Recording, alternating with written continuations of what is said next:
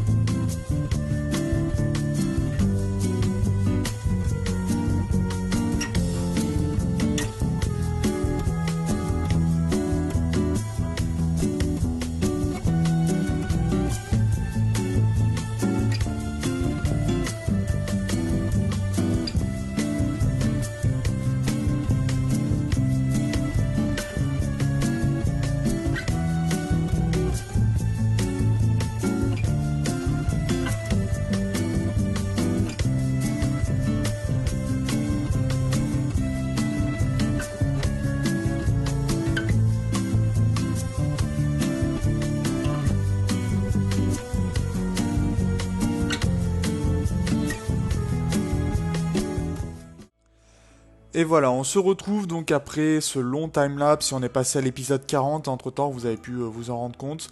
Et donc bah maintenant, vous voyez que tranquillement, on a réussi à construire notre vaisseau, on a pu avancer tout ce qu'il y avait à faire, et on en a fait des choses, hein, vraiment beaucoup. Et on dirait pas comme ça, mais c'est très long. Moi, ça m'a pris quasiment 2 heures pour construire le vaisseau, prendre les technologies. Et vous voyez que ben, la base a quand même sacrément avancé entre-temps. Hein. Bon, vous vous êtes rendu compte, bien sûr. On a eu quelques petits problèmes, des attaques, notamment des sièges, qui ont ben, posé quelques petits problèmes. On a perdu, malheureusement, un colon, James, qui a été le dernier recruté, qui s'est battu au corps à corps contre un pirate, a gagné, mais n'a pas pu être soigné à temps, malheureusement, et est décédé sur son lit d'hôpital. Ça sera un petit peu mon regret pour cette saison d'avoir perdu comme ça un colon. En tout cas, bah, ce qui est plutôt pas mal, c'est qu'on a réussi quand même à faire tous les objectifs de la map et même construire le fameux vaisseau. Donc eh ben maintenant, dedans, je vais commencer à placer peu à peu les dernières personnes. Donc à commencer par les trois qui sont arrivés en premier, Vladimir, Wilcox et Steve, qui sont tout simplement les premiers personnages de cette aventure, qui sont restés en vie aussi longtemps que ça, ce qui est plutôt pas mal.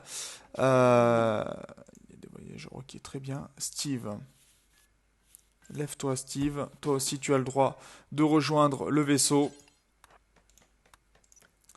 Ensuite Axel, qui nous a beaucoup aidé, surtout sur le transport de marchandises, un personnage assez important. Bara aussi, qui a fait de gros aides au niveau... Qu'est-ce qu'il y a encore? D'accord. Qui nous a beaucoup aidé, surtout la défense.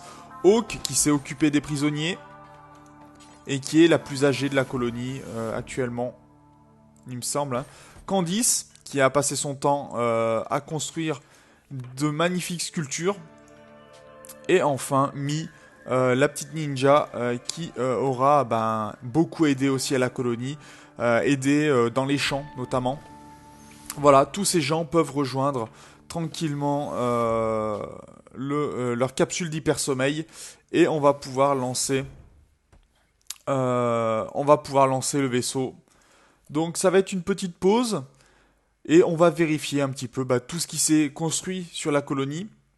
En commençant par l'extérieur, puisqu'on a surtout fait du grand minage de ce côté-ci, hein, ce qui est notamment ce passage-là qui a été très important pour nous permettre l'accès de ce côté-ci. Hein, on a démonté complètement des zones. Là, il y avait une grande zone de métal compacté, on l'a complètement prise. Beaucoup de plastacier de ce côté-ci. Et surtout, les deux grands générateurs géothermiques qui nous ont beaucoup aidé au niveau de l'énergie. Malheureusement, on n'a pas pu se servir du troisième. Ensuite, on a notre première ère d'arrivée, qui est aussi notre première ère de défense, avec nos champs, autant pour les arbres que pour la culture, le coton et la nourriture. Un petit peu aussi de production d'énergie, bien sûr, avec les éoliennes et les panneaux solaires. Hein, c'était un petit peu la dernière zone construite. Notre aire d'arrivée, qui a été notre première zone vraiment de défense et première zone construite, hein, où on a construit nos premiers panneaux solaires, qui devient aussi la zone où on fait de l'art, hein, de la sculpture, avec notre mortier qui n'a pas beaucoup servi, puisqu'en fait il faut, pour pouvoir s'en servir, avoir des munitions d'artillerie à proximité. Et ça, je ne le savais pas, je l'ai appris tout simplement quand j'ai dû m'en servir, je ne pouvais pas, donc il me manquait ces munitions. Notre crématorium, bien sûr. Et ensuite, on voit un petit peu la zone, la base, notre colonie, comment elle s'est construite. D'abord, cette première zone, qui est la zone d'accueil, en quelque sorte, qui a permis ensuite d'avoir une zone où on stocke la nourriture, où on stocke la nourriture brute, la nourriture transformée, l'énergie. Ensuite, notre première zone de production de nourriture, puisque bien sûr, on est en toundra, donc on ne peut pas produire à l'extérieur, la température étant relativement très souvent en négatif, et il faut qu'elle soit au moins en positif, voire à 21 degrés, pour que les plants puissent pousser au maximum. On a dû bien sûr ajouter de la lumière. Et ensuite, la base qui s'est petit à petit étendue dans le sud, avant de revenir un peu de ce côté-ci et de s'étendre carrément tout ce grand ensemble, dont notamment on a de jolies sculptures. Vous voyez, une sculpture en granitique grand, C'est une très grande sculpture. Alors malheureusement, on n'aura pas réussi à finir de petites... j'ai déjà fait un record de cet épisode, mais ça avait raté. Le moyen de record n'avait pas fonctionné. Et j'avais réussi à faire des petites sculptures qui sont assez jolies aussi, mais là on voit vraiment des très grandes sculptures en marbre et en granit, donc les grandes et les larges. On n'a pas vu les small malheureusement, mais bon, ça ce sont des choses qui arrivent. J'ai dû construire une deuxième zone de stockage parce que la première ne contenait pas assez de place pour pouvoir tout stocker. Donc vous voyez qu'il y a quand même beaucoup de choses. Et vous avez vu aussi que j'ai fait énormément de ventes, notamment sur les vêtements, sur les armes, aussi sur les pierres, puisqu'on en avait quand même beaucoup. Et que j'ai réussi quand même à fournir du mobilier à toutes les salles, même si elles n'ont pas toutes leur sol. En tout cas, le sol a été fait en grande partie pour là où c'était possible. C'était beaucoup plus dur pour le coton, vous vous en doutez. Voilà, donc c'est là-dessus que l'on va s'arrêter. On va partir donc sur le noyau central de l'ordinateur et on va pouvoir lancer le vaisseau.